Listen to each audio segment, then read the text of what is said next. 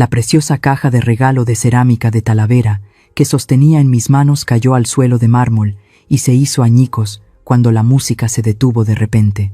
Solo porque aparecí con un vestido viejo, el padre de mi yerno me señaló directamente a la cara y gritó frente a 305 invitados de lujo: ¡Aceptamos a una consuegra polla! Me giré temblando para mirar a mi yerno, pero él solo sonrió con desprecio y me arrojó una copa entera de vino tinto. En mi más profunda indignación, miré a la hija que había sacrificado toda mi vida para criar, pero ella me asestó otro golpe mortal. Mamá, vete, qué vergüenza. Me quedé sola en medio de la multitud de la alta sociedad, con mi autoestima pisoteada por aquellos a quienes planeaba ayudar con toda mi fortuna. Soy Gabriela Girasol, de 55 años, y la historia que estoy a punto de contarte es sobre lo que realmente se esconde debajo de esa blusa de tela áspera, empapada de vino, una verdad que nadie en esa lujosa habitación podría haber imaginado. Ese día debería haber sido el más feliz de mi vida, viendo a mi hija caminar hacia el altar en la magnífica hacienda Villalobos. Pero en cambio, me encontraba en medio del salón de banquetes, con el vino tido manchando mi ropa como si fueran heridas de sangre, tratada como basura por la propia familia de mi yerno. Todo comenzó cuando las puertas de roble de la hacienda Villalobos se abrieron lentamente. El sol abrasador de Jalisco parecía querer quemarlo todo, pero no podía calentar la frialdad que se deslizaba por mi espalda en ese momento. Allí estaba yo, una mujer de 55 años, vestida con un vestido de tela áspera de color marrón oscuro. Había planchado este vestido la noche anterior, con cuidado en cada pliegue, aunque sabía perfectamente que esta tela barata no podía compararse con los vestidos de seda o terciopelo que había dentro. En mis manos llevaba una pequeña caja de regalo. No estaba envuelta en papel de regalo brillante, sino que era simplemente una caja de madera rústica. Dentro había un juego de té de cerámica de Talavera hecho a mano, algo que tuve que buscar hasta Puebla para elegir. La abracé contra mi pecho, como si fuera el único escudo que me protegía de la abrumadora magnificencia de este lugar. Respiré hondo, tratando de calmar los latidos desbocados de mi corazón. Hoy era el gran día de mi hija Marina. Mis pies tocaron el brillante suelo de mármol del salón de banquetes. El sonido de mis viejos zapatos resonó desafinado, sonando patético en medio de la suave música clásica. Los candelabros de cristal que colgaban del techo alto eran como ojos gigantes que escudriñaban cada centímetro de mi piel, cada callo en mis manos. 305 invitados. Ese número bailaba en mi cabeza. Era la élite de esta ciudad, gente que sostenía copas de cristal, usaba perfumes caros y hablaba de viajes a Europa. De repente, la música se cortó. El señor Evaristo, el padre del novio, bajó del estrado. Agarró el micrófono, y el chillido agudo del altavoz hizo que la gente se estremeciera. Me señaló directamente a la cara y gritó ante todos los invitados: «No aceptamos a una consuegra pobre como ella». Esa frase fue como una cerilla arrojada a un polvorín. Las risas estallaron. Al principio fueron risitas contenidas, pero rápidamente se convirtieron en carcajadas abiertas y burlonas. 305 miembros de la élite se reían en la cara de una anciana de pueblo. Me miraban como si fuera un animal extraño que se había colado en una fiesta de humanos. Me quedé paralizada. Mis manos apretaron la caja de regalo con tanta fuerza que mis uñas se clavaron en la madera hasta sangrar. Quería retroceder, quería huir, pero mis pies parecían clavados al suelo. De entre la multitud, Alonso, mi querido yerno, se separó. Sostenía una copa de vino tinto brillante y caminaba con la arrogancia de un superior. Se paró justo frente a mí. El fuerte olor a perfume caro me invadió. Miró mis zapatos y luego sonrió con desprecio. «Suegra, está ensuciando mi piso de $1.000.000 con esos zapatos llenos de tierra».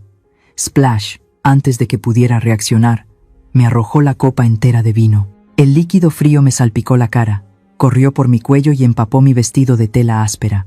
El color rojo del vino se extendió sobre la tela marrón como manchas de sangre. Temblaba incontrolablemente.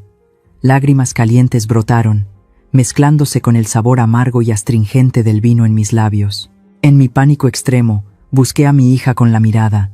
«Marina, ¿dónde estás?» Ella estaba allí, espléndida con su vestido de novia blanco, junto a la torre de pastel. La miré con una súplica desesperada. «Sálvame, hija mía. Di algo». Pero no. Marina bajó la cabeza rápidamente. Evitó mi mirada como si yo fuera una plaga. Sus labios pintados de rojo se movieron, susurrando palabras que resonaron en mis oídos como un trueno. Mamá, vete, qué vergüenza. Mi corazón se hizo añicos. El dolor de ser humillada por extraños no era nada comparado con la puñalada que mi propia hija acababa de clavar en mi corazón. Toda una vida de sacrificios, todos estos años de paciencia, para recibir a cambio estas dos palabras, qué vergüenza. En ese momento, las lágrimas en mi rostro se secaron de repente. El dolor extremo había tocado fondo y se había convertido en una frialdad gélida. Miré la caja de regalo en mis manos. Este era el juego de té de cerámica que había pasado tantas noches en vela eligiendo, el regalo de una madre pobre. Pero ahora era basura. Solté mis manos. Crash. La caja de regalo cayó al suelo de piedra. El sonido de la cerámica rompiéndose resonó secamente, interrumpiendo las risas burlonas de la multitud. Todo quedó en silencio. Levanté la cabeza, miré directamente a los ojos del viejo Evaristo, y luego fijamente al desgraciado de mi yerno Alonso. Mi mirada ya no era la de una anciana de pueblo, era la mirada de alguien que no tenía nada que perder. Dije casi gruñendo cada palabra: hoy ustedes se ríen de mí. Recuerden bien esta risa, porque mañana definitivamente será diferente. Dicho esto, me di la vuelta y me fui. Pisé los fragmentos de cerámica rota bajo mis pies y caminé directamente hacia la puerta sin mirar atrás.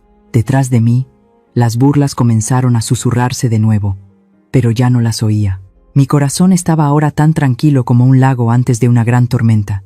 Justo cuando salí del arco, un Rolls Royce Phantom negro brillante se deslizó y se detuvo justo frente a mí. La majestuosa elegancia del coche dejó boquiabiertos a los guardias de la puerta. Subí al coche con calma, despojándome por completo del disfraz de pobreza que había llevado durante los últimos 20 años. Me recliné en el suave asiento de cuero. Mi voz era fría, sin el más mínimo temblor de la mujer de hace un momento. El coche se alejó a toda velocidad, dejando atrás la mansión Villalobos. El interior del coche era absolutamente silencioso, perfectamente insonorizado del mundo exterior. Me recliné en el suave asiento de cuero y cerré los ojos. El aroma a caoba y cuero del coche no podía enmascarar el sabor amargo de la copa de vino de hace un momento, ni el olor a traición. Fuera de la ventanilla, los rascacielos de Guadalajara se alejaban. En este silencio, mis recuerdos comenzaron a retroceder en el tiempo, a una época en la que el nombre de Gabriela Girasol aún no se había convertido en un terror en el mundo de los negocios. La gente me mira. ¿Qué ven? Una anciana de pueblo, con las manos ásperas, que durante todo el año solo usa ropa barata de tela áspera, afanada junto al fuego vendiendo tamales calientes. Me compadecen o me desprecian, pero no saben que esa mujer que vende maíz controla el sustento de toda la agricultura mexicana. Soy Gabriela Girasol, presidenta del Grupo Alimentario Girasol. La gente me llama la patrona. Pero este poder no cayó del cielo. Se construyó con sangre, sudor, lágrimas y la muerte de mi esposo. Hace 30 años mi esposo, un hombre bueno, se ahorcó en el almacén después de que un socio le estafara todos sus bienes, dejándome con una deuda enorme y una hija recién nacida. Ese día, juré ante su espíritu que nunca más permitiría que la pobreza o la ignorancia mataran a mi familia. Empecé desde cero. A las 3 de la mañana, todos los días, cuando toda la ciudad aún dormía, yo ya estaba encendiendo el fuego. El olor a carbón, el olor penetrante de las hojas de maíz, el olor de la masa de maíz amasada, se mezclaban con mi sudor y mis lágrimas. Empujaba mi carrito por todos los callejones, vendiendo cada tamal, ahorrando cada peso. De un carrito, pasé a tener una tienda. De una tienda, a una planta de procesamiento. Y ahora, tengo todo un imperio de exportación de productos agrícolas, el más grande de este país. Entonces, ¿por qué tuve que ocultarlo? Porque tenía miedo. No le temo a la pobreza. Ya he sido lo suficientemente pobre. Mi mayor temor era crear un monstruo. He visto a demasiados niños ricos en Polanco o Condesa, niños que nacieron con una cuchara de plata en la boca, criados con el dinero de sus padres para luego caer en la depravación, despreciando a los trabajadores. Tenía miedo de que mi Marina se convirtiera en alguien así. Quería que creciera, que entendiera el valor de una gota de sudor, que apreciara cada centavo ganado con trabajo honesto, Por eso monté la obra de teatro más grande de mi vida. Mi hija y yo vivíamos en una vieja casa de tejas en las afueras, donde las paredes desconchadas tenían ese característico color amarillo ocre. Interpreté el papel de una madre pobre pero trabajadora. Le enseñé a Marina a regatear en el mercado por un manojo de verduras, a remendar una camisa rota, a ahorrar electricidad y agua. Cada noche, cuando ella ya dormía, me acercaba sigilosamente al cuadro de la Virgen de Guadalupe, que colgaba solemnemente en medio de la sala. La gente solo veía la fe de una anciana devota, pero nadie sabía que detrás de ese santo cuadro había una caja fuerte empotrada en la pared. Dentro no había oro ni joyas para exhibir. Contenía el sello rojo de la presidenta del Grupo Girasol, fajos de acciones y títulos de propiedad por valor de miles de millones de pesos. Ese era el futuro que estaba ahorrando para ella. Creía que esta falsa pobreza sería un filtro, que ayudaría a Marina a encontrar a un hombre que la amara por su alma bondadosa, y no por la etiqueta de heredera de un conglomerado. Recuerdo las noches de lluvia, cuando mi hija y yo nos acurrucábamos en la vieja cama, escuchando el golpeteo de la lluvia en el techo de tejas. Marina me abrazaba fuerte y susurraba: «Cuando sea grande, ganaré mucho dinero para que ya no tengas que levantarte temprano a vender maíz. Te compraré una casa muy, muy grande». Esas palabras inocentes fueron una vez la motivación para luchar contra el mundo entero. Creía que mi hija tenía un corazón de oro. Creía que mi estricta educación había creado un girasol resistente. Luego, el amargo torrente de recuerdos me arrastró a los últimos días, cuando Marina comenzó a cambiar. Fue cuando Alonso Villalobos entró en su vida. Alonso, un nombre asociado a la cadena de supermercados y restaurantes de lujo más prestigiosa de la región. Cuando Marina me habló emocionada de su nuevo novio, sentí una fugaz preocupación, pero al ver la felicidad brillante en sus ojos, me tranquilicé pensando que tal vez era un buen chico. La primera vez que Alonso vino a casa a recoger a Marina, yo estaba en la cocina preparando horchata para el invitado. Entró en mi casa como un rey que visita a regañadientes un barrio pobre. Paseó la mirada por la abarrotada sala de estar, observó las viejas fotos en la pared, y luego sus ojos se detuvieron en la silla de roble, el objeto más valioso de la sala que había conservado durante tantos años. Sacó un paquete de toallitas húmedas de su bolsillo. Lentamente, meticulosamente, limpió la superficie de la silla una y otra vez. Mientras limpiaba, arrugaba la nariz, esa nariz altanera que inhalaba y exhalaba con evidente disgusto. Se volvió hacia Marina. Su voz no mostraba ninguna consideración. «Tu casa apesta a pobreza». Un olor a humedad mezclado con «¿Qué es esto? ¿Olor a pueblo?». En ese momento, yo salía de la cocina con una bandeja de bebidas. Mis pies se detuvieron detrás de la cortina. Contuve la respiración, esperando que Marina hablara. Esperaba que dijera: «No puedes decir eso. Esta es la casa de mi madre. Ella ha trabajado muy duro para mantenerla». Pero no. La voz de Marina sonó, apenas un susurro y llena de vergüenza. «Lo siento. Dejaré que. Le diré a mi mamá que ponga más ambientador. Mi mamá siempre es tacaña. No quiere comprar velas aromáticas». Mi corazón se encogió. La bandeja en mis manos tembló. Los vasos de vidrio tintinearon suavemente. Mi hija, la que una vez prometió comprarme una casa grande, ahora se disculpaba con un extraño por el olor a pobreza de la misma casa que la vio crecer. Eso fue solo el principio. La escalada de desprecio aumentó con el tiempo, en proporción directa a la debilidad de Marina. El punto culminante fue una tarde de domingo hace 2 meses. Alonso vino de nuevo. Llevaba un par de zapatos de cuero italiano relucientes, del tipo hecho a mano cuyo valor podría alimentar a una familia pobre durante todo un año. Mientras estaba sentado con las piernas cruzadas en la silla, Paco, mi viejo perro que había vivido conmigo durante más de 10 años, se acercó cojeando. Paco era viejo, su vista era mala, solo quería oler al extraño para familiarizarse. La nariz húmeda del perro apenas rozó la punta de su zapato. Alonso le dio una fuerte patada en las costillas al pobre animal. Paco soltó un aullido de dolor, salió volando y se acurrucó gimiendo en un rincón. Yo estaba en el patio tendiendo la ropa, oí el lamento del perro, e inmediatamente dejé caer la cesta y corrí adentro. Al ver a Paco temblando, sentí un dolor agudo como si me echaran sal en una herida. Corrí a abrazar al viejo perro, acariciando su pelaje raído, y luego levanté la cabeza para enfrentarme a Alonso. Pero antes de que pudiera abrir la boca, Marina se abalanzó. No para preguntar si el perro estaba bien, sino para arrodillarse a los pies de Alonso.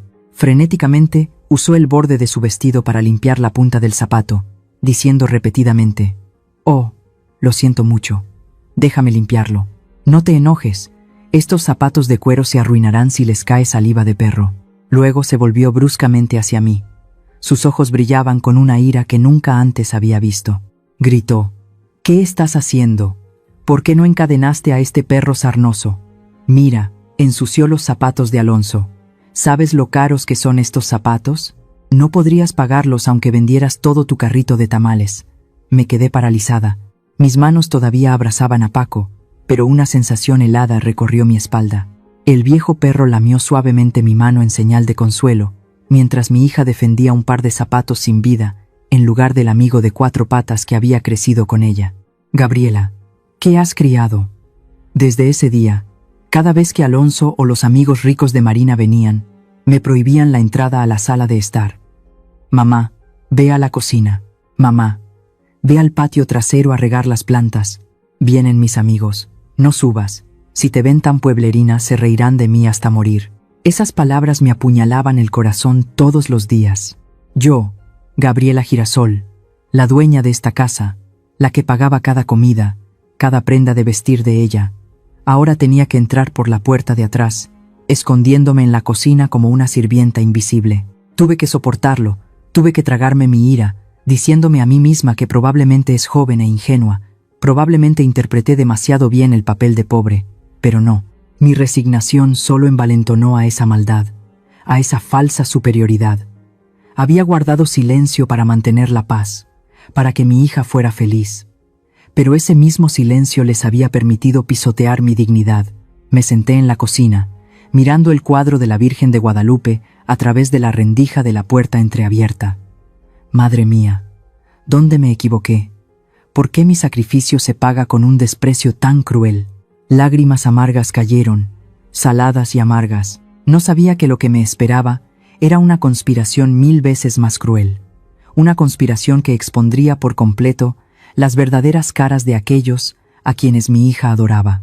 Amigos míos, a esta edad avanzada, ¿alguno de ustedes ha estado alguna vez en una situación tan irónica como la mía? ¿Alguna vez han tenido que tragarse las lágrimas, viendo al hijo que criaron durante tanto tiempo convertirse de repente en un extraño? Si alguien entiende este dolor, por favor, deje unas palabras en la sección de comentarios. El Rolls Royce seguía deslizándose en la noche, pero mi mente era arrastrada hacia el pasado, deteniéndose exactamente en la tarde de una semana atrás.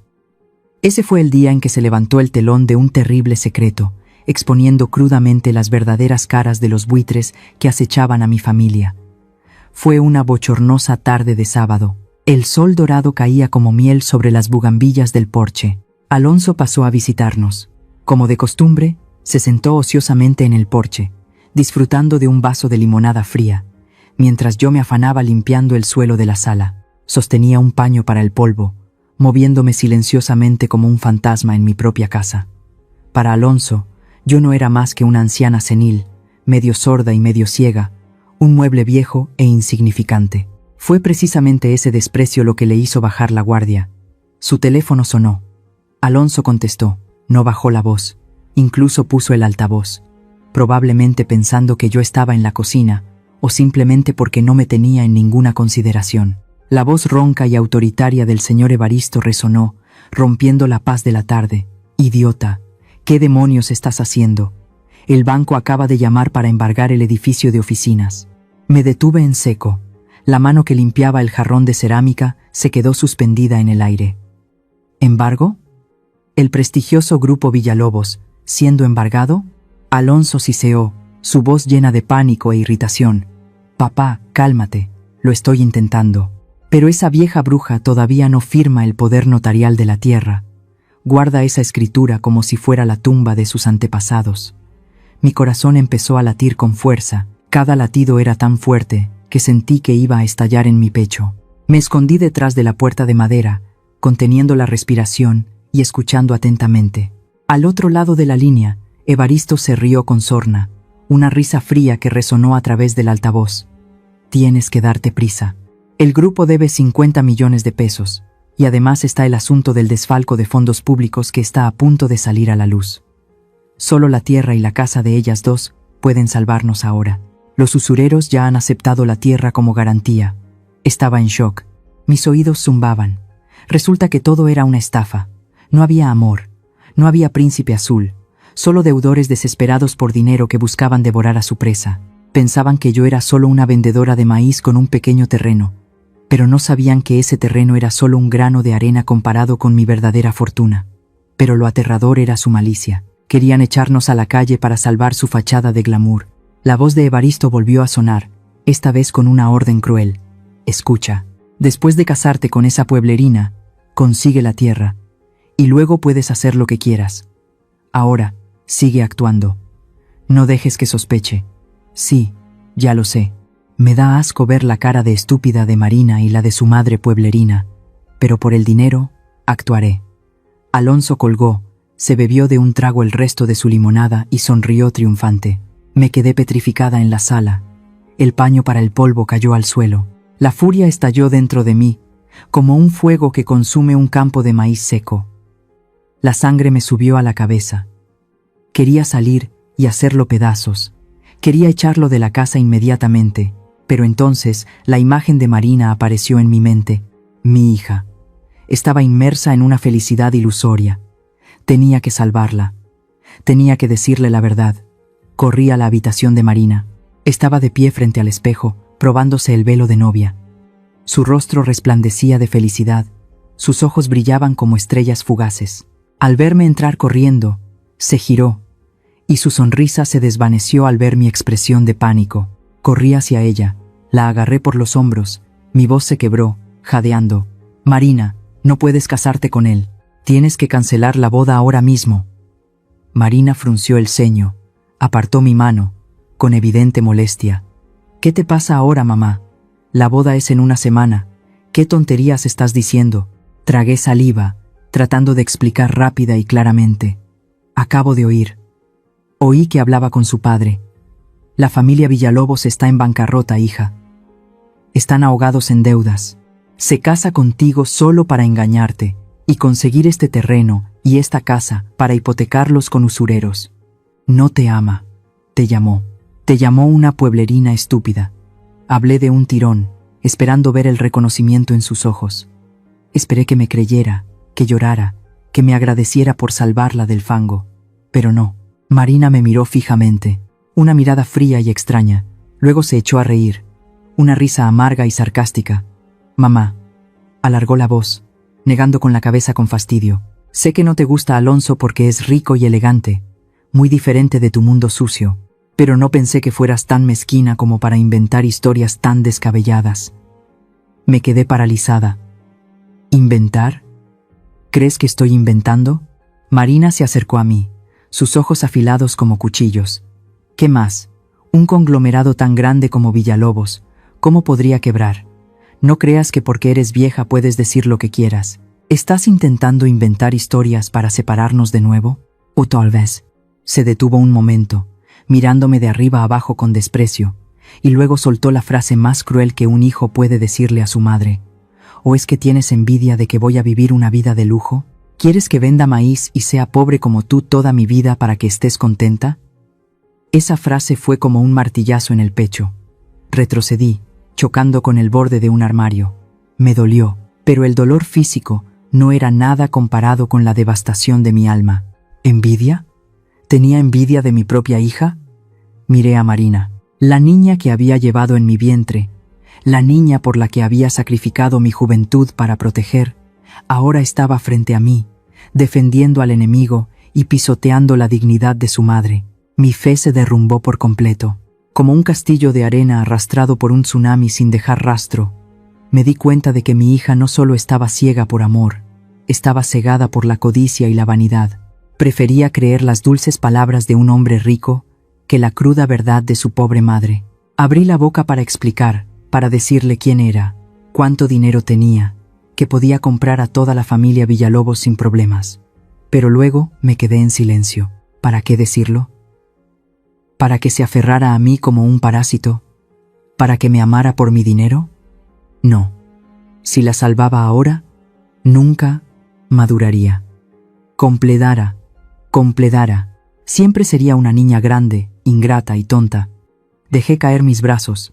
Mi mirada se volvió vacía, sin vida. Me di la vuelta y salí de la habitación en silencio. Está bien, no diré nada más. Que la boda continúe. Cerré la puerta, separándome de esa hija extraña. En ese momento, tomé una decisión. Dejaría que la vida le enseñara a mi hija la lección más cara. Una lección que ningún libro, ningún consejo podría reemplazar. La lección del precio de la codicia y la ignorancia. Anoche fue una noche interminable en la vieja casa de Texas en las afueras de Guadalajara. El viento nocturno se colaba por las rendijas de las podridas ventanas de madera, silbando con sonidos fríos y lúgubres. Me senté sola en el borde de la cama, bajo la luz amarillenta de una vieja bombilla de filamento.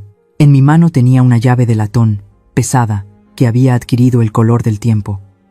No era la llave de esta casa ruinosa, era la llave de una hermosa villa junto al mar en Puerto Vallarta, donde las bugambillas florecen y el sonido de las olas acaricia la orilla durante todo el año. La había comprado el año pasado, poniéndola en secreto a nombre de Marina. Planeaba dársela como dote, como el último regalo para ella, antes de que comenzara su vida matrimonial. Un pasaporte para que mi hija pudiera vivir con la cabeza alta, sin depender de ningún hombre. Esa noche, había hecho una apuesta fatídica conmigo misma. Me dije a mí misma: mañana, iré a la boda con mi vestido de tela áspera más viejo. Tomaré un taxi. Apareceré como una madre pueblerina y pobre. Era la prueba final. Cerré los ojos y recé en silencio a la Virgen. Madre mía, si mañana, ante el desprecio de la familia de su esposo, mi hija se atreve a defender a su madre, aunque sea solo una palabra, lo perdonaré todo.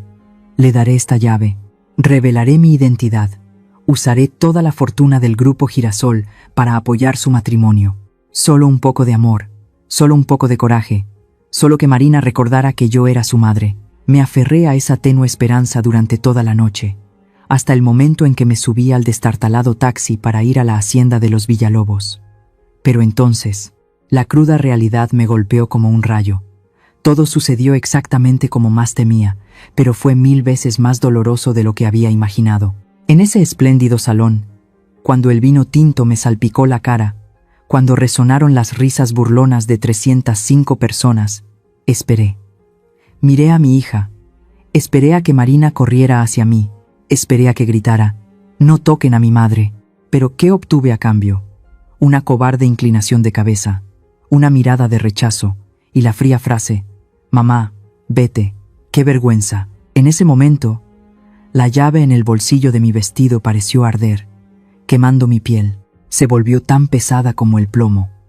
Y en el instante en que arrojé la caja de cerámica al suelo, haciéndola añicos, supe que había perdido esta apuesta. Mi amor de madre había perdido ante la codicia y la falsa vanidad de mi hija. Abrí los ojos, saliendo del torrente de recuerdos. Estaba sentada en el Rolls Royce Phantom que se deslizaba suavemente en la noche. El interior del coche estaba en silencio, solo se oía el suave murmullo del motor. Me llevé la mano a la cara. El vino se había secado, pegajoso y con picazón. El olor agrio del vino persistía en mi cabello, en mi ropa, recordándome la humillación que acababa de sufrir. Saqué un pañuelo de seda de la caja de pañuelos junto al asiento. Me froté la cara con fuerza, el cuello. Me froté a conciencia, como si quisiera quitarme la piel vieja y débil de la vendedora de maíz Gabriela. Dolía, picaba, pero no me detuve. Cuando el pañuelo de seda blanco se tiñó del rojo oscuro del vino, lo arrugué y lo tiré a la pequeña papelera de al lado. Junto con él, también deseché la ciega indulgencia de una madre. La madre amable y paciente que se sacrificó por su hija murió en el salón de bodas hace un momento. Ahora, sentada aquí, solo quedaba Gabriela Girasol, la patrona, la mujer de hierro que sin ayuda de nadie, había levantado un imperio de las cenizas de su marido. Saqué mi teléfono Vertu de mi bolso secreto. La pantalla se iluminó fríamente.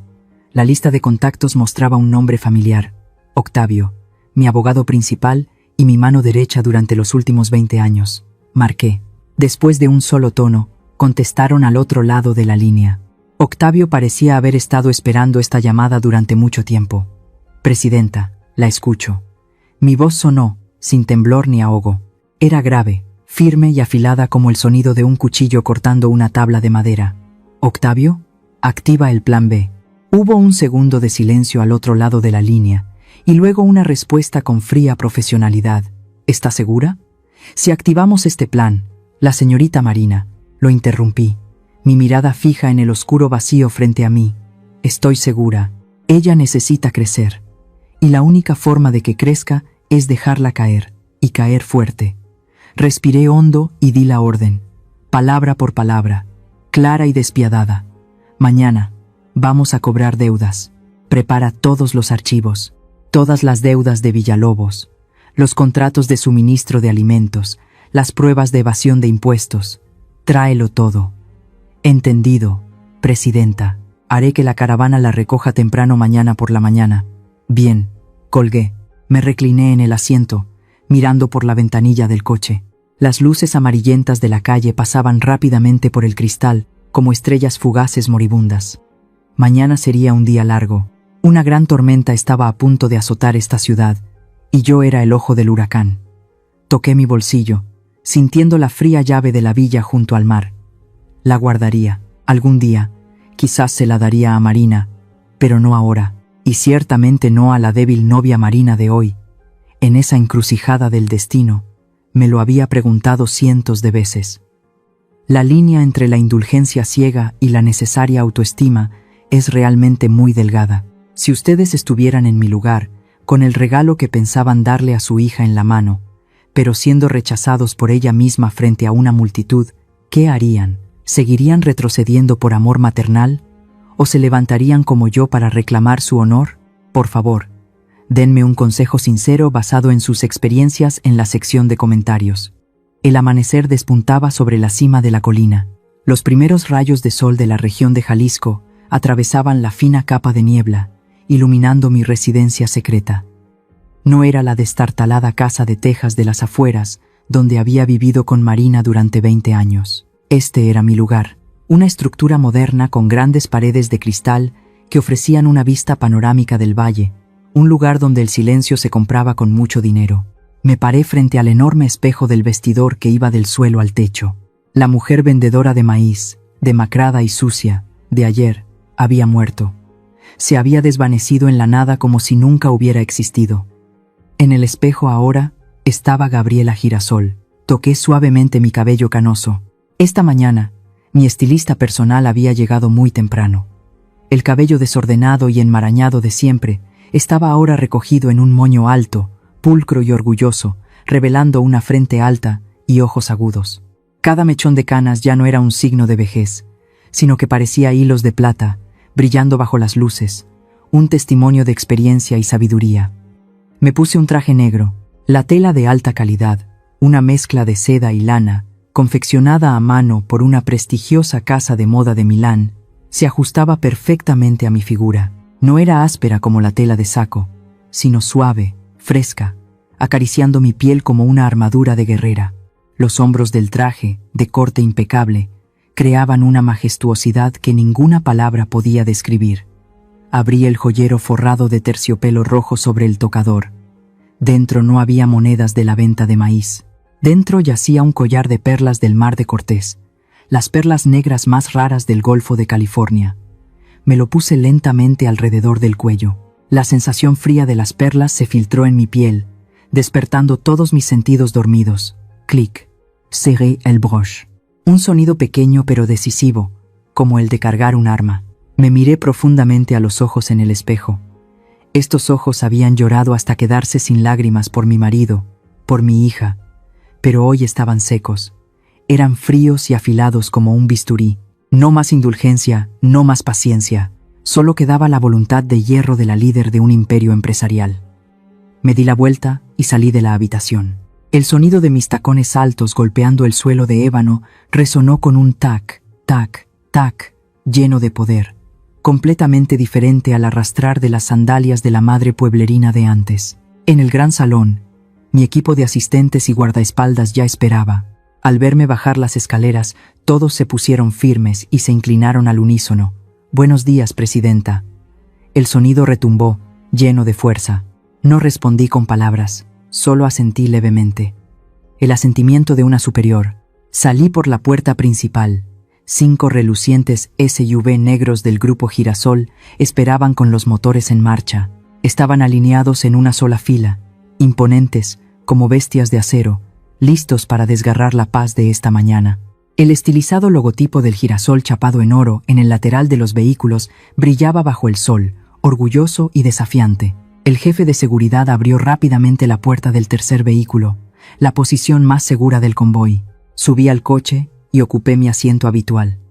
La puerta se cerró con un golpe sordo, aislando completamente el interior del mundo exterior. En marcha, di la orden brevemente. El convoy se puso en movimiento, rugiendo colina abajo, dirigiéndose directamente al centro de la ciudad, donde los rascacielos se alzaban para perforar el cielo azul. Nuestro objetivo era claro: la sede central de Villalobos Corp. Dentro del coche, reinaba una atmósfera de trabajo tensa y profesional. El joven asistente sentado frente a mí tecleaba rápidamente en su tableta, levantó la vista, giró la pantalla hacia mí y me informó con voz clara: Presidenta, este es el último informe financiero de Villalobos que nuestro equipo de inteligencia económica ha recopilado esta mañana. Eché un vistazo a los números rojos que bailaban en la pantalla, gráficos en picada, deudas vencidas que se entrelazaban como una telaraña. El asistente continuó, señalando una cifra destacada. Actualmente, Villalobos debe a sus proveedores un total de 50 millones de pesos. Lo interesante es que, de esa cantidad, el 80% se debe a empresas subsidiarias de nuestro ecosistema Girasol. Han estado importando desde carne de res y verduras hasta vino de unidades que usted posee indirectamente. Sin saberlo, esbocé una sonrisa. Evaristo, ese viejo zorro, siempre se enorgullecía de su cadena de suministro, pero no tenía ni idea de que la soga ya estaba alrededor de su cuello desde hacía mucho tiempo. Estaba comiendo mi comida, bebiendo mi vino, pero se atrevía a escupirme en la cara. ¿Y el contrato de suministro?, pregunté, sin apartar la vista de la pantalla. Señora, el contrato de suministro exclusivo de alimentos para la cadena de 50 restaurantes de Villalobos expira exactamente a las 12 del mediodía de hoy. Si no lo renovamos, esta tarde sus restaurantes no tendrán ni una sola verdura que servir a sus clientes. Me recliné en el asiento, entrelazando los dedos. Una sensación de euforia se extendió por mi pecho. No era alegría, sino la satisfacción de un cazador que ve a su presa caer completamente en la trampa. ¿Creen que el dinero es poder? ¿Creen que una reputación falsa lo es todo? Miré por la ventanilla del coche. Los altos edificios del distrito financiero pasaban a toda velocidad. Era hora de mostrarles lo que es el verdadero poder. El poder no proviene de alardes vacíos o fiestas extravagantes. El poder proviene de controlar el estómago de los demás. Asentí, con una sonrisa fría que hizo que incluso mi asistente se estremeciera. Bien, hoy les enseñaremos lo que significa estatus. El convoy aceleró, cortando el viento, y se detuvo justo frente a la entrada principal del edificio de la sede de Villalobos Corp.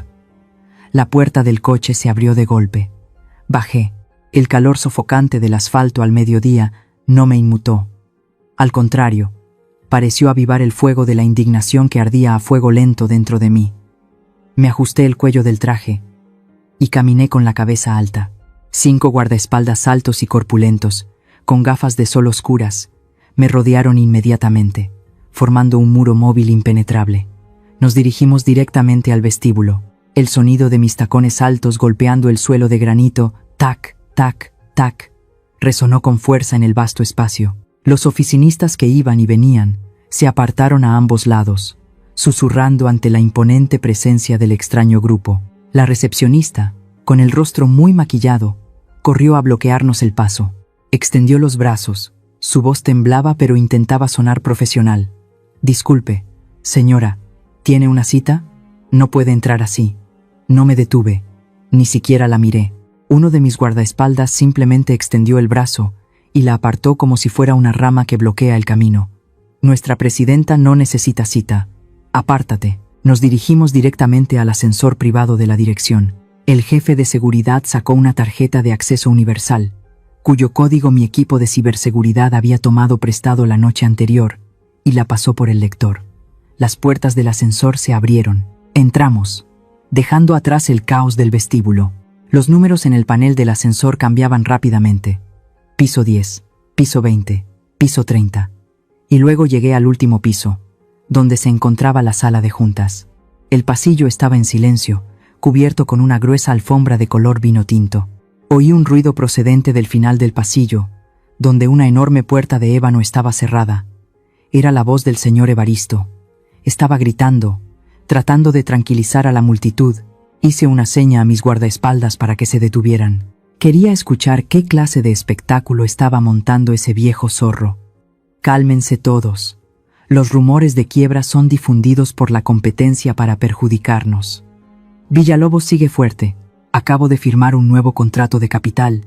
El dinero llegará esta misma semana. Pero los proveedores están protestando en el almacén. Dicen que les debemos desde hace más de 6 meses. Se oyó otra voz preocupada. Alonso intervino, con su habitual tono arrogante. ¿Qué saben esos verduleros y carniceros? Con amenazarles con cancelar el contrato se asustarán. No se preocupen, mi padre y yo nos encargamos de todo. Una sonrisa fría se dibujó en mis labios. ¿Encargarse de todo? A ver cómo se encargan. Asentí al jefe de seguridad. La pesada puerta de la sala de juntas fue empujada con fuerza por 2 guardaespaldas, golpeando la pared con un ruido tan fuerte como un trueno. El ruidoso silencio de la sala de juntas se hizo de repente. Un silencio de muerte. Todas las miradas de los más de 20 accionistas y directivos de Villalobos se volvieron hacia la puerta. El señor Evaristo estaba de pie en el podio, con un vaso de agua en la mano, tan atónito que casi se le cae. Alonso estaba sentado con las piernas cruzadas, con la boca abierta. Entré, lentamente, con calma, como una reina entrando en el palacio de su enemigo derrotado. La luz de las grandes ventanas se reflejaba en las perlas de mi cuello, haciéndolas brillar. Mi imponente traje negro realzaba mi figura majestuosa, un mundo aparte de la imagen de la anciana con vestido de tela áspera de ayer. Caminé directamente hacia la larga y brillante mesa de madera del centro de la sala. Nadie se atrevió a hablar. Estaban completamente abrumados por mi presencia. Saqué un grueso expediente del maletín de cuero de mi asistente. La portada del expediente tenía impreso el brillante girasol amarillo, el símbolo del grupo Girasol. Arrojé el expediente con fuerza sobre la mesa. Se deslizó un poco y se detuvo justo delante del señor Evaristo. Apoyé las manos en la mesa. Me incliné hacia adelante y miré directamente a los ojos de mi consuegro, cuyo rostro se había puesto pálido. Mi voz sonó, clara y nítida, palabra por palabra. Hola, consuegro. Ayer echó a una sirvienta. Hoy una acreedora ha venido a visitarle. ¿Me recibe? Un murmullo de asombro recorrió la sala. Empezaron a surgir susurros. ¿Quién es? ¿Qué ha dicho? Consuegra. Alonso se levantó de un salto. La silla en la que estaba sentado se volcó con estrépito. Se frotó los ojos, como si no pudiera creer lo que veía. Me señaló con el dedo, tembloroso. ¿Suegra? ¿Qué? ¿Qué demonios haces aquí? ¿Por qué vas vestida así? ¿Dónde has robado esa ropa? Me volví para mirarle. Una sola mirada, tan afilada como una navaja de afeitar, ahogó sus palabras en su garganta. «Cállate», lo dije en voz baja, pero con suficiente autoridad como para que se encogiera. Me volví a mirar a Evaristo. Este viejo era mucho más astuto que su hijo. Miraba fijamente el logotipo del girasol en el expediente, y el sudor empezaba a perlarle la frente. Reconocía ese símbolo. Cualquiera en la industria alimentaria de México tenía que conocer ese símbolo. Usted es. La voz de Evaristo se quebró. Me erguí, crucé los brazos sobre el pecho y declaré solemnemente ante toda la junta directiva. Soy Gabriela Girasol, presidenta del grupo de alimentos Girasol. Un jadeo colectivo resonó en la sala. Ojos desorbitados por el horror. Girasol, el tiburón más grande del estanque en el que nadaban. Y la mujer al frente de ese imperio era la misma consuegra pueblerina de la que acababan de oír hablar. Señalé el expediente sobre la mesa. Ahí dentro está la lista de todas sus deudas. Poseo el 80% de los bonos y la deuda a corto plazo de Villalobos Corp. En otras palabras, ustedes viven con mi dinero, respiran el aire que yo les proporciono. Di un paso más hacia Evaristo. Mi voz era fría y despiadada como una sentencia de muerte. Exijo el pago inmediato de los 50 millones de pesos. En efectivo, ahora mismo. Evaristo balbuceó, su rostro sin una gota de sangre. Señora Gabriela, nosotros, ¿cómo vamos a conseguirlo ahora mismo? Por favor, denos unos días. Lo interrumpí. Ni un día más. No hay negociación. El contrato de suministro de alimentos también expira a las 12 del mediodía. Si no pagan la totalidad, precintaré este edificio. Y haré que todo México sepa que el Grupo Villalobos no es más que una cáscara vacía. Miré mi reloj y luego a él. Le quedan 30 minutos. El aire en la sala de juntas se espesó con el miedo. Alonso se desplomó en su silla, su rostro tan pálido como el de un cadáver. Me miró, luego a su padre, y la desesperación comenzó a filtrarse en esa mirada despreciable. Me quedé allí, imponente en medio de la sala de juntas, sintiendo el temblor de aquellos que una vez habían pisoteado mi honor. La venganza más dulce no es la violencia, sino usar el arma que ellos adoran, el dinero y el poder, para aplastarlos. ¿Alguna vez han sido subestimados o despreciados por su apariencia sencilla, solo para que esas mismas personas tuvieran que inclinar la cabeza ante su verdadera capacidad? Me encantaría escuchar sus historias de remontada en la sección de comentarios. Compartámoslas para que todos veamos que el verdadero valor de una persona siempre reside en su interior. La sala de juntas estaba en un silencio sepulcral. Todos contuvieron la respiración, esperando el colapso de Evaristo Villalobos. Esperé que temblara, que se arrodillara para suplicarme que le extendiera el plazo de la deuda, o al menos que mostrara el miedo de alguien acorralado. Pero no. De repente, echó la cabeza hacia atrás. Una risa seca y salvaje resonó, rompiendo la tensa atmósfera. Se rió tanto que su barriga temblaba y las lágrimas corrían por las arrugas de sus ojos. No era la risa de un perdedor, era la risa de un viejo zorro que acababa de encontrar una salida en una cueva oscura. Evaristo dejó de reír, sacó un pañuelo para secarse los ojos, y luego me miró con una mirada fría y burlona. Muy bien, consuegra. Debo admitir que su actuación fue excelente. Si no hubiera investigado a fondo sus raíces de vendedora de maíz, tal vez me habría creído que realmente es la presidenta de Girasol. Fruncí el ceño. ¿De qué estaba hablando? Evaristo aplaudió 2 veces. El sonido seco resonó como una señal. Inmediatamente, la puerta lateral de la sala de juntas, la entrada para el personal de seguridad, se abrió de golpe. Una ráfaga de aire frío entró. No entraron camareros, sino un equipo de policías económicos fuertemente armados, liderados por un hombre de mediana edad con un traje gris, un rostro impasible y un aire burocrático. Reconocí a ese tipo, el juez Rodríguez, el más conocido por aceptar sobornos en Jalisco, el perro de caza leal de la élite financiera corrupta. La situación cambió drásticamente. Evaristo se levantó de la mesa, extendió los brazos hacia el juez, y su tono cambió 180 grados, volviéndose suplicante como el de una víctima. Señor juez, gracias a Dios que ha llegado a tiempo. Esta es la estafadora que le denuncié por teléfono hace un momento. Gabriela, mi consuegra. Me señaló directamente a la cara. Sus ojos brillaban con una malicia extrema. Esta mujer es en realidad una vendedora ambulante, pobre de las afueras. Debido al trauma de perder a su marido hace años, su estado mental es inestable y a menudo tiene delirios de ser rica. Se coló en las oficinas de Girasol, robó el sello y este expediente para venir a extorsionarnos. Un alboroto recorrió la sala. Los accionistas comenzaron a susurrar, mirándome con sospecha.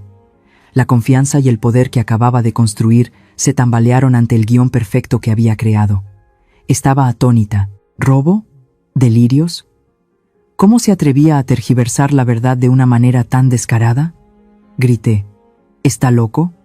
Los documentos legales son claros. Cállese. El juez Rodríguez gritó, interrumpiéndome. Se acercó, tomó el expediente, lo hojeó y lo arrojó con desprecio sobre la mesa. Los documentos falsificados hoy en día son muy sofisticados. ¿Cómo podría una anciana vendedora de tamales ser dueña del Grupo Girasol? Es demasiado absurdo. Evaristo asestó otro golpe mortal. Sacó un papel doblado en 4 de su bolsillo y lo levantó para que todos lo vieran. Y esta es la prueba irrefutable. Un certificado que confirma el estado mental inestable de la señora Gabriela, firmado por su propia hija para ingresarla en un sanatorio. Se escapó del sanatorio esta mañana. Me quedé helada. ¿Firmado por su propia hija? Evaristo se volvió hacia Alonso y asintió. Alonso sonrió con suficiencia. La sonrisa cruel de alguien que sabe que tiene la sartén por el mango. Se dirigió a la puerta y arrastró a alguien a la habitación. Marina. Todavía llevaba ropa de calle desaliñada, su rostro pálido, sus ojos hinchados de tanto llorar. Temblaba como un pajarito ante una manada de bestias salvajes. Alonso empujó a Marina hacia adelante y le susurró al oído, pero en el silencio de la habitación escuché claramente su amenaza. Habla. Si quieres salvarme, si quieres salvar a esta familia, y si quieres que mis padres no demanden a tu madre por fraude y la metan en la cárcel a pudrirse, entonces dile la verdad al juez. Apretó el hombro de Marina. Sus uñas se clavaron dolorosamente en su carne. Marina me miró. La miré. Mis ojos se abrieron de par en par, en shock. Negué ligeramente con la cabeza, suplicándole en silencio. No, hija mía. No dejes que te manipulen. Realmente soy Gabriela Girasol. Puedo salvarte. Pero Marina no entendió. En sus ojos en ese momento solo había miedo. Miedo de que me arrestaran. Creyó en el loco guión que Evaristo y su hijo le habían metido en la cabeza, que estaba loca, que estaba cometiendo un delito. El juez Rodríguez tamborileó los dedos sobre la mesa, su voz fría. Señorita Marina, confirme, ¿es esta mujer su madre, y tiene antecedentes de delirios? Marina temblaba incontrolablemente. Miró a Alonso, quien la miró con amenaza. Miró a Evaristo, quien sonrió con presión. Luego me miró, y las lágrimas corrieron por sus mejillas. La voz de Marina se quebró. Habla, siseó Alonso. Marina cerró los ojos con fuerza y gritó desesperada. Sí, mi madre. No está bien de la cabeza. A menudo dice tonterías. Por favor, no la arresten. Solo está enferma. Un rayo cayó a mi lado. Mi mundo se derrumbó por segunda vez. La primera vez fue en la boda, y esta vez, justo donde intentaba buscar justicia. Mi propia hija me había convertido en una loca ante la ley. Ese certificado psiquiátrico falso ahora tenía validez legal gracias al testimonio de mi único pariente. Evaristo se rió a carcajadas. ¿Lo ven? Su propia hija lo admite. Realmente está loca. El juez Rodríguez hizo un gesto con la mano. Arréstenla, por falsificación de documentos, extorsión a una empresa y alteración del orden público. 2 policías corpulentos se abalanzaron de inmediato, apartando a mis guardaespaldas. Mis guardaespaldas intentaron sacar sus pistolas eléctricas, pero levanté la mano para detenerlos. No, si abríamos fuego aquí, nos convertiríamos en verdaderos criminales. Esto era una trampa. Estaban usando la ley sucia para atraparme. El jefe de policía sacó un par de frías esposas de acero y las sostuvo frente a mí. Le pido que coopere. Extienda las manos. Alonso estaba de pie a mi lado, mirándome con los brazos cruzados y una expresión de pura satisfacción. Se inclinó y susurró. Suegra, ¿intentabas jugármela? Eres demasiado ingenua. Vete a un psiquiátrico a envejecer. Yo cuidaré bien de tu tierra. Estaba acorralada. Por 3 lados. Enemigos. Por un lado, mi tonta hija que lloraba desconsoladamente, y mis manos a punto de ser esposadas injustamente. Evaristo sirvió una copa de vino, brindó con el juez y ya no me prestó atención. A sus ojos, yo era una pieza de ajedrez eliminada. Las frías esposas tocaron mi muñeca. El sonido del metal chocando era espeluznante. Pero, extrañamente, mi mente en ese momento estaba tan tranquila como la superficie de un lago en otoño. Me mantuve erguida, dejando que los 2 policías me sujetaran por los hombros. Miré a Marina. Mi hija tenía la cabeza gacha. Las lágrimas corrían por su rostro, sin atreverse a mirarme a los ojos. La decepción se apoderó de mí, pero no me derrumbó. Me hizo más fuerte. Evaristo levantó su copa de vino, tomó un sorbo triunfante, y luego hizo un gesto a la policía. Llévensela. Encierren a esta loca en el manicomio, para que no la vea más. Alonso, a su lado, se burló. Adiós, suegra, no te preocupes, quemaré incienso por ti. El momento había llegado. No luché, simplemente levanté la cabeza con calma. Mi mirada pasó por encima del hombro de Alonso y se fijó en el hombre que estaba en silencio en un rincón de la habitación, sosteniendo un maletín de cuero negro. León había sido el asistente más leal de Alonso durante los últimos 2 años. el que siempre se inclinaba obedientemente, el que le preparaba el café, el que le lustraba los zapatos. Pero Alonso no sabía que León era también uno de los mejores expertos en inteligencia económica que yo había entrenado. Asentí levemente. Un asentimiento muy ligero, pero que conllevaba el peso de 1000 libras. León captó la señal. Dio un paso adelante. Alonso pensó que su asistente iba a presentar más pruebas, así que extendió la mano y dijo con arrogancia: «Dámelo, León». ¿Algo más divertido? Pero León pasó de largo. Se dirigió directamente hacia mí, la prisionera esposada. Para asombro de toda la sala de juntas, León se inclinó 90 grados, con una actitud de absoluto respeto, como si estuviera ante un emperador. «Presidenta, está hecho. Todos los datos han sido sincronizados». Toda la sala quedó en silencio. Alonso se quedó boquiabierto, balbuceando: «¿Tú? ¿Cómo la has llamado? Estás loco, León». León se enderezó, se ajustó la corbata y sacó un mando a distancia de su bolsillo. No respondió a Alonso, simplemente pulsó el botón rojo del centro con frialdad. La gigantesca pantalla de proyección que ocupaba toda la pared detrás de Evaristo se iluminó de repente. Al mismo tiempo, en la plaza de armas del centro de la ciudad, en las enormes pantallas publicitarias LED, las imágenes de la cámara oculta de esta sala de juntas también se estaban transmitiendo en directo para que miles de ciudadanos las vieran. En la pantalla apareció un vídeo nítido. No era la imagen actual, sino la de 30 minutos antes. Era la escena de Evaristo Villalobos, sentado en una oficina privada, empujando un maletín lleno de dinero hacia el juez Rodríguez. La voz en el vídeo sonó clara, amplificada por el sistema de sonido envolvente. «Aquí tiene 5 millones de pesos en efectivo, señor juez. Solo tiene que firmar la orden de arresto para esa vieja en el acto y legalizar este certificado psiquiátrico. Y este dinero es suyo. El resto se lo transferiré después de embargar el terreno. No se preocupe. Para mí, convertir a una persona cuerda en loca es pan comido», sonó la voz del juez, acompañada de una risa repugnante. En la sala de juntas, el rostro de Evaristo pasó del rojo al morado, y luego al blanco pálido. La copa de cristal que sostenía cayó al suelo. El juez Rodríguez se levantó de un salto como si se hubiera quemado. Corrió hacia León, gritando: «Apágalo, apágalo ahora mismo. ¿Quién demonios eres? Esto es una calumnia, pruebas falsas». León retrocedió con calma, su voz firme: «Señor Rodríguez, usted ya no tiene autoridad para dar órdenes aquí. Este video no solo se está transmitiendo aquí, sino que también se ha transmitido en directo al servidor de la Oficina Central Anticorrupción en la Ciudad de México hace 5 minutos. La orden de arresto de emergencia ha sido aprobada, saltándose su autoridad local». Apenas terminó de hablar, la puerta principal de la sala de juntas fue derribada a patadas, pero esta vez no era la policía local. Era un equipo de fuerzas especiales con uniformes negros, armados con rifles automáticos, con las palabras «Policía Federal» en letras doradas en el pecho. Al frente iba el director de la Oficina Anticorrupción, un hombre imponente con un rostro severo. Mostró su poderosa placa: «Nadie se mueva. Oficina Anticorrupción. Tenemos una orden de arresto para Evaristo Villalobos, Alonso Villalobos y el juez Rodríguez por soborno, lavado de dinero, fraude y conspiración con funcionarios para pervertir la justicia». Los 2 policías locales que me sujetaban me soltaron asustados. Retrocedieron y levantaron las manos en señal de rendición. El equipo de fuerzas especiales irrumpió como un torbellino. Evaristo intentó huir por la puerta trasera, pero una patada lo derribó al suelo. Fue inmovilizado, y las mismas esposas que había preparado para mí se cerraron ahora en sus muñecas. «Es una injusticia. Me han tendido una trampa.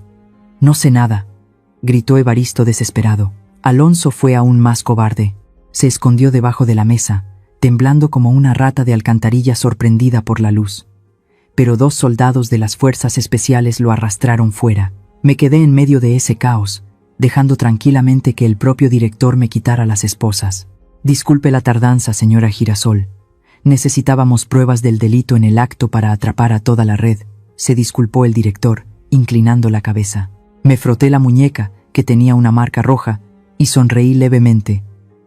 «No se preocupe, un pez grande requiere paciencia para ser atrapado».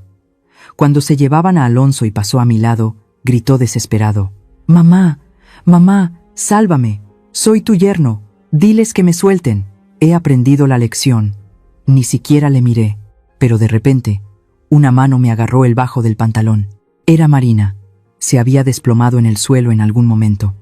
Su vestido de diseñador estaba arrugado, su maquillaje corrido por las lágrimas. Se arrastró a mis pies, abrazando mi pierna como una persona que se ahoga y se aferra a un tronco. Mamá, me equivoqué, me engañaron. No sabía nada. Salva a mi marido, por favor. Si va a la cárcel, ¿cómo voy a vivir? Eres tan rica. Si dices una palabra, lo soltarán de inmediato. Miré a mi hija, que lloraba desconsoladamente a mis pies. Sentí un dolor agudo en el corazón, pero sabía que este era el momento en que tenía que ser más fuerte. Lentamente, separé los dedos de Marina de mi pantalón, uno por uno, con decisión. Di un paso atrás, creando una distancia insalvable entre ella y yo. La miré directamente a sus ojos hinchados. Mi voz era gélida, resonando en la sala de juntas que se iba silenciando. Marina, escúchame bien. Me señalé el pecho. La pobre vendedora de maíz, de la que siempre te avergonzaste, la que echaste anoche, ha muerto. Murió por la crueldad de su propia hija. Marina sollozó, negando con la cabeza frenéticamente. No, mamá. Alcé la voz, ahogando su llanto. Ahora, frente a ti solo está Gabriela Girasol, la presidenta de un conglomerado, y en mi conglomerado, la regla suprema es, si la haces, la pagas. No tolero ningún error, ni siquiera los de mis seres queridos. Miré a Alonso, que se alejaba esposado, y luego a mi hija. Tu marido ha infringido la ley. Debe pagar el precio. Y tú, has sido cómplice del mal por codicia e ignorancia. ¿Quieres enmendar tu error? Me di la vuelta, me ajusté la chaqueta del traje y me preparé para salir de esa habitación sofocante. Dejé atrás una última frase, no como consuelo, sino como una lección aprendida a la fuerza. Si quieres enmendar tu error, tienes que levantarte por tus propios medios. No te salvaré. Aprende a crecer de estas cenizas. Me fui. La puerta se abrió de par en par. La luz del sol brillante entró, iluminando mi camino. Detrás de mí, el sonido del llanto tardío y arrepentido de Marina resonó desesperado. Pero no miré atrás. Había ganado la batalla en el mundo de los negocios, pero en la batalla de ser madre, tuve que aceptar dejar que mi hija sufriera para que pudiera convertirse en una persona de bien. Ha pasado un año desde que la tormenta llamada justicia arrasó la ciudad de Guadalajara. Estoy de pie en el balcón de la hacienda Girasol. Ante mí, extendiéndose hasta el horizonte, hay un mar de girasoles de un amarillo brillante que se yerguen orgullosos para recibir el sol de la mañana. Después de la lluvia de anoche, el rico olor a tierra húmeda se mezcla con el aroma picante de la hierba, creando una atmósfera fresca, la atmósfera de la libertad y el renacimiento. El imperio Villalobos se derrumbó más rápido de lo que pensaba. Como un castillo de arena construido sobre cimientos de mentiras, se desmoronó en cuanto llegó la ola de la verdad. Evaristo y Alonso cumplen condena en la prisión federal de Puente Grande. Una sentencia de 20 años por lavado de dinero y fraude es un precio muy alto, pero merecido para quienes vendieron su conciencia. He oído que en la cárcel Alonso, el niño mimado de antaño, ahora tiene que limpiar los baños para ganarse un poco de tranquilidad. En cuanto a mí, Gabriela Girasol, he decidido dar un paso atrás. He delegado la gestión directa del grupo a un equipo directivo joven. La mayor parte de mi tiempo y mi fortuna los dedico a la Fundación Girasol. Es la pasión de mi vida, donde proporciono capital a mujeres pobres que quieren empezar sus propios negocios ambulantes como yo lo hice, y concedo becas a niños estudiosos de las zonas rurales pobres de Jalisco. No quiero ver a nadie caer en una situación tan desesperada que pierda su identidad. Suena el timbre de la puerta. Sonrío. Ya es hora. Un viejo autobús se detiene frente a la puerta de la hacienda. Quien baja no es una dama elegante con vestidos de seda, sino una joven con vaqueros, una camiseta sencilla y una bolsa de fruta en la mano. Marina. Mi hija no heredó nada de inmediato. Después de la crisis, le confisqué todas sus tarjetas de crédito, sus coches de lujo y congelé sus cuentas. Le di a Marina una opción: irse con las manos vacías o trabajar en la planta de envasado del conglomerado como trabajadora temporal, con el salario mínimo como todos los demás. Y Marina eligió quedarse. Durante el último año, Ha vivido en los abarrotados dormitorios de los trabajadores, comiendo comida envasada, trabajando 8 horas al día en la línea de envasado de tomates. No más fiestas de té por la tarde, no más spas, no más lujosos zapatos de suela roja, bajo a la cocina. Hoy es domingo, el único día de la semana que Marina tiene permitido visitarme. En la espaciosa y luminosa cocina, mi hija y yo preparamos el almuerzo juntas. No hay sirvientes, solo el sonido de los cuchillos cortando y el aroma de los chilaquiles rojos que emana de la sartén de salsa de tomate picante. Miro a escondidas las manos de Marina mientras corta cebollas.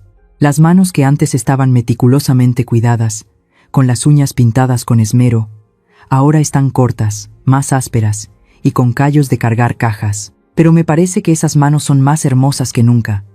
Mamá, el supervisor me felicitó esta semana, dice Marina, con un toque de orgullo en su voz. Descubrí un error en el embalaje de un lote de exportación a Estados Unidos, lo que le ahorró a la fábrica una gran multa. Este mes me han dado una bonificación de 500 pesos. Dejo lo que estoy haciendo. La miro con ternura. Entonces, ¿qué piensas hacer con ese dinero? ¿Comprarte un vestido nuevo? Marina niega con la cabeza y sonríe. Una sonrisa radiante y genuina, muy diferente de la sonrisa artificial de antes. No, mamá. He puesto la mitad en una cuenta de ahorros. Con la otra mitad pensaba comprarte una bufanda, pero veo que ya tienes muchas. Así que he comprado esta bolsa de naranjas. Son de Montemorelos, muy dulces. Mi pecho se llena de calor. 500 pesos. Antes, esa cantidad no le alcanzaba ni para un pintalabios. Pero hoy, es sudor, es esfuerzo, y es el afecto filial que ha ahorrado para mí. Nos sentamos a la mesa. La comida es sencilla, chilaquiles, frijoles refritos y un poco de queso fresco, pero me sabe mejor que cualquier manjar. El ambiente entre nosotras es extrañamente tranquilo. No más intrigas, no más desprecio ni exigencias. Solo el respeto entre dos mujeres adultas. Sé que el camino de Marina todavía es largo y difícil. Todavía guardo la llave de la villa junto al mar en la caja fuerte. Se la daré, pero no ahora. Tal vez en 5, 10 años, cuando realmente tenga el temple para ser dueña de su propia vida, sin depender de su madre ni de ningún hombre. Después del almuerzo, Marina se despide para tomar el autobús de vuelta a los dormitorios. Me quedo en el porche, viendo la figura pequeña pero firme de mi hija alejarse. Ya no mira el Rolls Royce del garaje con ojos anhelantes. El sol de la tarde proyecta largas sombras sobre el patio de baldosas. Los girasoles siguen mirando firmemente al sol. Miro hacia el cielo azul de México, donde las nubes blancas flotan perezosamente. Susurro al vacío, donde creo que mi marido me está observando. Querido, lo he conseguido. La brisa de la tarde sopla suavemente a través de mi pelo canoso. He protegido el honor de nuestra familia. No he dejado que el dinero consuma nuestra conciencia. Y lo más importante, nuestra hija está creciendo de nuevo. Esta vez, está creciendo con sus propios pies, con su propio corazón que siente la vida. Cierro los ojos e inhalo profundamente el aroma de la tierra. Por primera vez en muchos años, siento que mis hombros se aligeran. Una paz absoluta. Gabriela la vendedora de maíz, o Gabriela la presidenta ya no importa. Ahora, solo soy una madre feliz, de pie en medio de mi propio jardín de flores. Queridos amigos, mi historia ha llegado a su fin, pero las lecciones que la vida me ha enseñado con lágrimas y dolor siguen siendo válidas. Antes de despedirme, quiero dejarles con algunas reflexiones. Primero, a las que son y serán madres. Amar a un hijo es un instinto, pero amarlo correctamente es una habilidad. Nunca confundan el amor con la sobreprotección ciega. No se conviertan en esclavas de sus hijos y no se sacrifiquen hasta el punto de perder su propia autoestima. Sus límites personales son la primera lección de respeto que le enseñan a su hijo. Cuando aprendan a valorarse, sus hijos aprenderán a valorarlas. Recuerden, solo una madre feliz e independiente puede criar hijos felices y autosuficientes. Segundo, a los hijos. La familia de origen es donde naces, pero tu propia familia es donde envejecerás. Equilibrar esos dos mundos es un arte de vivir. Nunca pisoteen el lugar que los crió por perseguir el glamour de un nuevo amor o la vanidad de la familia de su cónyuge. Quien los ama de verdad valorará su pasado y sus raíces, por muy humildes que sean. Si alguien les hace elegir entre ellos y sus padres, recuerden, la persona que vale la pena nunca les obligará a elegir. Tercero, sobre la codicia y la naturaleza humana. El dinero es un buen sirviente pero un mal amo. La codicia puede ayudarles a construir magníficos castillos en un instante, pero también corroerá su alma y destruirá las relaciones más sagradas. Los Villalobos no cayeron por falta de dinero, sino por falta de moral. Nunca dejen que el dinero le ponga precio a su dignidad. Y por último, para los que están iniciando una relación, observen cómo su pareja trata a los que son más débiles, a los camareros, a los pobres y especialmente a sus padres. Esa es su verdadera cara, no los regalos caros ni las palabras dulces. Elijan a una pareja que sepa inclinarse ante los ancianos, que sepa cuidar a un animal pequeño, porque esa es una persona con un corazón bondadoso. Esta vida es muy justa, cosechas lo que siembras. Vivan de tal manera que, cuando miren hacia atrás, puedan sonreír serenamente como yo ahora, en medio de un campo de girasoles radiantes bajo el sol. Los nombres de los personajes y los lugares de la historia que acaban de escuchar han sido cambiados para proteger la identidad de los implicados. Compartimos esta historia no para juzgar a nadie, sino con la esperanza de que en algún lugar alguien se detenga a reflexionar. ¿Cuántas madres están sufriendo en silencio en sus propios hogares? Sinceramente, me pregunto, y ahora quiero saber de ti. ¿Qué opinas de la decisión que tomó ella? Si estuvieras en su lugar, ¿habrías hecho algo diferente? Cuéntame lo que piensas. En los comentarios leo cada mensaje con atención, porque tu voz también importa aquí. Si esta historia te hizo reflexionar, no olvides dejar tu like, compartirla con alguien cercano y suscribirte al canal para no perderte los próximos relatos. Nos vemos en la siguiente historia. Somos Antes del Silencio, usando historias para caminar contigo a través del tiempo y reencontrar la paz, la dignidad y la fuerza del alma.